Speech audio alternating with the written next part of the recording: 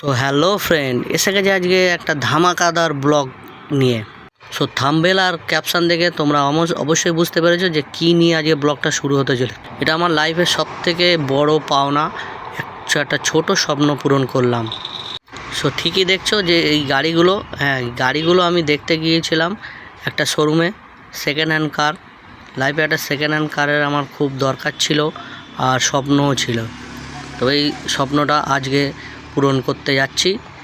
এই আমরা গাড়ি করে বার হয়ে গেছি যে জায়গা থেকে আমি গাড়িটা নেব। এর আগে আমি অনেক জায়গায় গাড়ি দেখতে গিয়েছিলাম, কিন্তু সেখানে কোনো পছন্দ হয়নি, কারণ আমার ভাগ্যটা অন্য জায়গায় আটকে ছিল যে কোথা থেকে আমি গাড়িটা নেব। সো খুব তাড়াতাড়ি আমি এসে গেলাম আমাদের এই ডিলারের কাছে। সো ডিলারটা খান মোটরস, এই যে তার অনার দাদা খুবই ভালো লোক। আমাকে অনেক কিছু বোঝানোর পরে তারপরে গাড়িটা আমাকে দিয়েছে, আর আমি সিগনেচার করছিলাম। আর ওয়াইফ বাড়িতে টাকাগুলো নিয়ে বলছিল যে এইভাবেই দাদার হাতে আমি টাকাটা দেবো, সেজন্যই ভিডিওটা করা হচ্ছিল যে এইভাবেই আমি দাদার হাতে টাকাগুলো তুলে দেবো গাড়িটা কেনার সময়। তো এটাই বলছিলাম যে খান মোটরস, দেখো লেখা আছে খান মোটরসের অনার্স দাদা।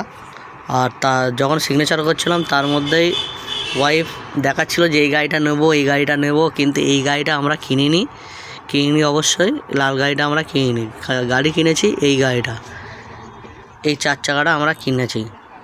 সো তার মধ্যে আমরা কাগজপত্র দেখে নিচ্ছিলাম, দাদা সব বুঝিয়ে দিচ্ছিল আমাদের কাগজপত্রগুলো। আর আমার সাথে আমার বন্ধুরা গিয়েছিল, তারাও কিছু দেখে নিচ্ছিল যে কী পেপারস আছে গাড়ির, সব কিছু বুঝিয়ে দিচ্ছিল। বুঝিয়ে দেওয়ার পরেই আমার হাতে গাড়ির চাবিটা দেওয়া হয়েছিল। আর এটাই বলা হচ্ছিল যে গাড়িটা কেমন হবে। আর তো ওয়াইফ তো ভীষণ খুশিভাবে বসেছিল যে কিভাবে কি হবে না হবে।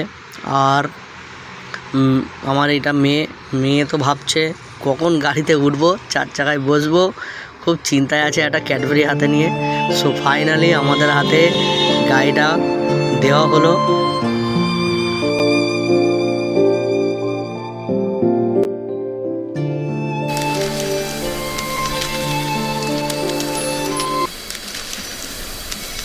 তো আমার নিজের ডকুমেন্টগুলোই আমি সিগনেচার করে দিচ্ছিলাম, ওন সিগনেচার। আর এই সিগনেচারগুলো করার পরেই ফাইনালি আমার হাতে আমার গাড়িটা চলে আসলো। আমি একটা গাড়ির ওনার হয়ে গেলাম। এটা ভাবতে একটা অবাক লাগে, অনেক দিন পরে আমার একটা স্বপ্ন পূরণ হলো। So thank you for watching my video, welcome.